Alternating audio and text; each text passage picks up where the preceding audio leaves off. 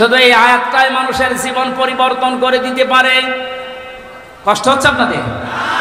আয়াতটার তাফসিরে আমি তাবারিতে পড়েছি, খলিফাতুল মুসলিমিন হযরত ওমর রাদিয়াল্লাহু তাআলা আনহু তার সন্তানটাকে একবার ভর্তি করলেন মাদ্রাসায়। হোসাইন রাদিয়াল্লাহু তাআলা আনহু ওই সময় প্রধান বিচারপতি হযরত আলীর সন্তান, তিনিও মাদ্রাসায় পড়তে বলে কলম ফেলে দিচ্ছিলেন, বলে তুলে দাও তুলে দাও তুলে দাও। 3 বার তুলে দেওয়ার পরে প্রধান মন্ত্রীর ছেলে এজন্য একটু রাগ হয়ে গেছে, ডাক দিয়ে বলে কলম ফেলে দিতে বলো, বারবার আমারে তুলতে বলো, আমি খাদেম তোমার চাকর। হযরত হোসাইন বলে ফেলেছেন তুমি শুধু চাকর না, তুমি চাকরের বাচ্চা, খাদেমের বাচ্চা। খাদেম বাড়িতে যে আব্বাকে বলছে আব্বা আমি আর পড়বো না, কেন? আমাকে গালি। বিচার হয়ে গেছে। ছোট মানুষ আব্দুল্লাহ ও তো বোঝে না, বলে কি বিচার করলে বাবা, তুমি তো এখনো মারধর শুরু করনি। হযরত ওমর বলে সন্তান যে বিচার করিস এটা দুনিয়া না, মরণের পর কাজে লাগবে। আমি এমনি জানান্তু আন্নে মুলাকিন হিসাবিয়া, আমি বিশ্বাস করে দুনিয়ায় চলি যে আমাকে হিসাবের মুখোমুখি হওয়া লাগবে। আমি আমার 26 বছর বয়সে মুসলমান হয়েছি, বাকি এই কয় বছর ইবাদত বন্দেগী চাই করলাম, হিসাব দিতে পারবো কিনা জানি না। মারা যাওয়ার পরে কাগজটা আমার কাফনের ভেতরে দিয়ে দিও। আল্লাহ যখন আমাকে তার সামনে তুলে ডাক দিয়ে বলবে হিসাব দাও, জীবনে কিছুই যদি কবুল না হয় এই কাগজটা আল্লাহকে দেখিয়ে বলবো রব্বুল আলামিন তুমি আমার জীবনের কিছু যদি পছন্দ না করো, তোমার ভালো না লাগে, কাগজটার দিকে তাকাও, তোমার নবীর নাতি লিখে দিয়েছে আমি নবীর খাদেম ছিলাম, এই ওসিলাই হলেও তুমি আমারে মাফ করে দাও। জবাব দেওয়া, হিসাব দেওয়া কিয়ামতের ময়দান, এটা তাদের কোন পর্যায়ে ছিল? তারা কি বিশ্বাস করতো হিসাবিয়া? আর আমরা কোথায় আছি? আল্লাহ পাক বলেন হিসাব বড় কঠিন জিনিস, এজন্য আমার নবী পর্যন্ত প্রতিদিন 100 বার করে দোয়া করতো, আল্লাহুম্মা ইন্না আলাইয়া হিসাবা ইয়াসিরা, হে আল্লাহ তুমি আর চাই করো আমার হিসাবটা সহজ করে দিও। নবীজি মাঝে মাঝে বলতেন সাহাবীরা আল্লাহর দয়া ছাড়া হিসাব দিয়ে কেউ জান্নাতে যেতে পারবে না। সাহাবীরা বলেন হুজুর আপনি? বিশ্বনবী বলেন আমারও সম্ভব না আল্লাহর দয়া ছাড়া হিসাব দিয়ে জান্নাতে যাও। বাংলার মুসলমানেরা যারা আগে পেছনের সব অপরাধ আল্লাহ মাফ করে দিয়েছে, এই মানুষটা যদি 100 বার হিসাবের বিষয়ে চিন্তা করে 24 ঘন্টায়, আমাদের কতবার হিসাব আসা দরকার। যে হিসাবটা যত বেশি আসবে এই দেশ থেকে দুর্নীতি তত বেশি পালাবে। আজ এক একটা মন্ত্রী, এক একটা নেতার ঘরে যত টাকা, যত স্বর্ণ পাওয়া যাচ্ছে, এর একটাই কারণ, এরা কোনোদিন বিশ্বাস করে না যে আর একটা জায়গা আছে যেখানে হিসাব দেওয়া লাগবে। এখন যারা দায়িত্বে আছেন, পরবর্তীতে যারা আসবেন, তারা 100 ভাগ বিশ্বাস করে ওই জায়গাগুলোতে যাবেন যে আমি আর চাই করি, আমাকে কিন্তু হিসাবের মুখোমুখি হওয়া লাগবে। বাংলার দুদক না, বাংলার বিচারপতি না, আমার যে নিয়ালাই সাল্লাল্লাহু বিআহকামিল হাকিমিন, সব চাইতে বড় বিচারপতি যিনি, ওনার সামনে আমার হিসাব দেওয়া লাগবে। কথা বলেন ঠিক কিনা? আমি হামজা সহ যত মানুষ এখানে বসে আছি, প্রত্যেককেই যেন এই আয়াতটা নিজের সাথে মিলিয়ে আল্লাহ আমাদের হিসাব যেন সহজ করে দেন, বলেন আমিন। খাওয়াফি ঈশাতির রাদিয়া, এই লোকটাকে আল্লাহ সন্তোষজনক জীবন দান করবেন। এদিকে তাকানে পারে যে তথ্যটা বলার জন্য এতক্ষণ পর্যন্ত এদিকে ওদিকে আমি ছড়িয়েছিলাম, এইবার সে পর্যন্ত এসেছি, আলেমদেরকে বলছি ফাহুয়া ফি ঈশাতির রাদিয়া, আল্লাহ পাক বলেন তাকে সন্তোষজনক জীবন দান করব। সন্তোষজনক জীবন কি? ফি জান্নাতিন আলিয়া, সুউচ্চ মাকাম জান্নাত যেটা, ওখানে আল্লাহ তাকে পৌঁছিয়ে দেবেন। কুতুফুহা দানিয়া, যার ফলগুলো হাতের নাগালে এসে নাড়াচাড়া করবে। কুলু ওয়াশরাবু হানিয়াম বিমা আসলাফতুম ফিল আইয়ামিল খালিয়া, আল্লাহর পক্ষ থেকে ঘোষণা আসবে খাও, পান করো, মন মতো খাও, কারণ এই খাবারগুলো তোমাদেরকে জালেমরা দুনিয়ায় খেতে দেয়নি, এরকম আরামে জালেমরা থাকতে দেয়নি। 15 বছর অনেকে এই বাংলাদেশে নিজের স্ত্রীর কাছে রাখতে পারে নাই, নিজের ঘরে মাথা দিয়ে ঘুমাবে পারে নাই। এই কথা বলে না কেন? আম বাগানে, বাঁশ বাগানে, এমনকি ধানের ক্ষেতের ভেতরে মশারি টাঙিয়ে 15 বছর কাটিয়েছে এমন মানুষ ওই দেশে আছে। আল্লাহ পাক যেন তাদেরকে হাত ধরে ধরে বলছে, কুলু ওয়াশরাবু হানিয়া বিমা আসলাফতুম ফিল আইয়ামিল খালিয়া। এতদিন যা খেতে পারোনি এখন মন মতো খাও। আমার মনে হয় সেই সময় আমাদের সামনে এসে গেছে। আল্লাহ যেন আমাদের আয়াতটা জীবনের সাথে মিলিয়ে দেন, বলেন আমিন। সন্তোষজনক এই জীবনে যাবার আগে যে বিষয়গুলো আল্লাহ সামনে নিয়ে এসেছিলেন তার 1 নম্বরে ফাম্মা মান সাকুলাত মাওয়াজিনুহু ফাহুয়া ফি ঈশাতির রাদিয়া। মানুষকে আল্লাহ মাপ দেবেন মিজানের পাল্লায়। কিসের পাল্লায়? জবান খোলেন। মিজান মানে না, মিজান মানে মানদণ্ড।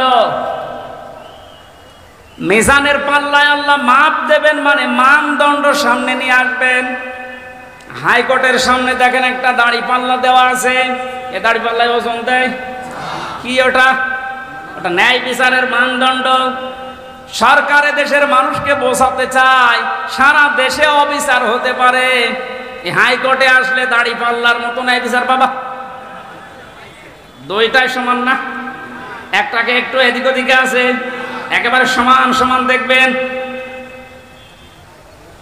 আজকে এই ভুলটা ভাঙা লাগবে। আমার যতটুকু ধারণা, আমি লেখাপড়া করে যা পেয়েছি, এই ভুলটা যদি বাংলার জমিনে আজ ভেঙে যায়, হাজার হাজার মানুষ সঙ্গে সঙ্গে উল্টিয়ে যাবে।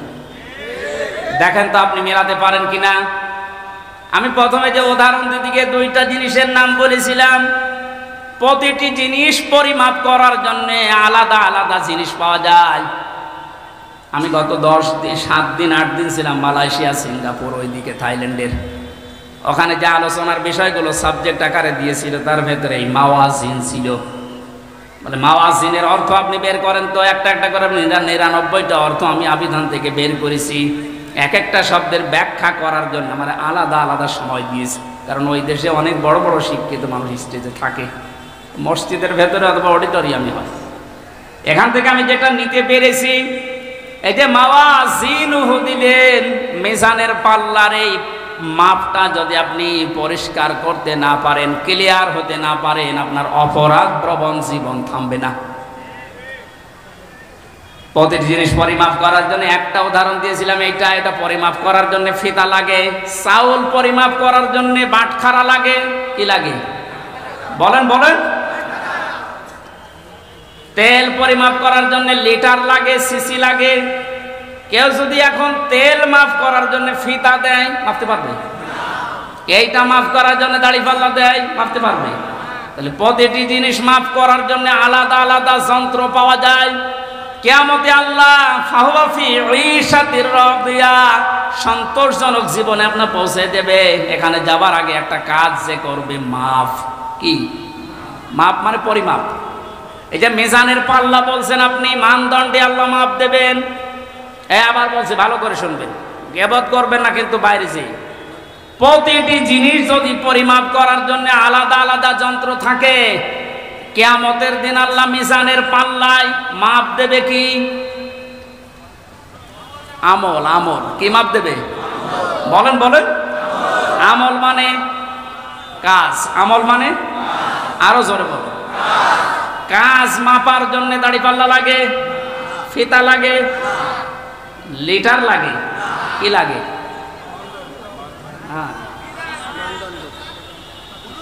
কে বলেছে না? কে ছাত্র ক্লাস করাচ্ছে আল্লাহ জানে। এটার জন্যই তো আসতে হয়। মাপ দেওয়ার জন্য এই পৃথিবীতে গুরুত্ব লাগে। কাজ যদি কেউ মাপতে চায় যে আমি কাজ মাপবো, কেজি দিয়ে মাপা যাবে যে কয় কেজি কাজ।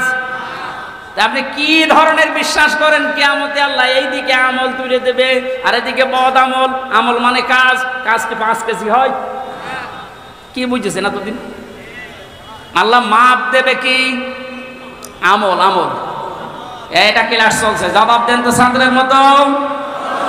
আমল মানে বাংলায়, আমল মানে বাংলায়, আবার বলেন আমল মানে বাংলায়, আরবিতে আমল, আরবিতে, ইংরেজিতে ওয়ার্ক। জিনিস সবই এক, জিনিস সবই কি? এ মাথায় যেটা আছে এটার এই দেশের নাম চুল। আপনি পাকিস্তানের চুল কেটে দেন, কিয়ামতের আগে কাটবে না। তো জিনিস তো একই, নাম বিভিন্ন দেশে বিভিন্ন জিনিস, নাম এক না? জিনিস কি এক না দুই? আমল, ওয়ার্ক, কাজ সব এক। সাধারণ জ্ঞানে আমরা বুঝলাম যেটা মাফ করার জন্য দাড়ি পাল্লা, এই সিসি লিটার কেজি লাগে না, এটা মাপতে হলে গুরুত্ব লাগে। কাজ মাপতে হয় গুরুত্বের ভিত্তিতে। কিসে? এখন গুরুত্বের ভিত্তিতে আমল যদি, কাজ যদি, ওয়ার্ক যদি মাপতে হয়, এই পৃথিবীতে সবচাইতে গুরুত্বপূর্ণ কাজ আল্লাহর দৃষ্টিতে ফরজ। বলেন না কেন? এরপরে ওয়াজিব, এরপরে সুন্নাত, এরপরে নফল, এরপরে মুস্তাহাব, এরপরে মুবাহ। সিরিয়াল আকারে ধরেন। আপনি সারা জীবন মুবাহ, সুন্নাত, মুস্তাহাব হাজার হাজার করেছেন, নফল, কিন্তু ফরজ ওয়াজিব করেননি। আপনার গুরুত্ব থাকবে কাজে? বলেন। এই স্টেজের গুরুত্ব কি? এই যে সামিয়ানা আর এই খুঁটি, এই দুইটা আসল জিনিস। এর ভেতরে আরো অনেক অন্য জিনিসও আছে, না দিলেও অসুবিধা নেই। এই যে লাইট যদি না দেন, স্টেজ থাকবে না? এই টেবিলটা না দিলে থাকবে না? এটা না দিলে বিউটিফাই হবে না। কিন্তু স্টেজ তো মানুষ বলবে যে সামিয়ানা আছে, খুঁটি আছে। আপনার জীবনে ফরজ কাজ 500। কয়টা? আপনি কোরআন পড়েন, 500 শরীয়তের বিধান পাবেন।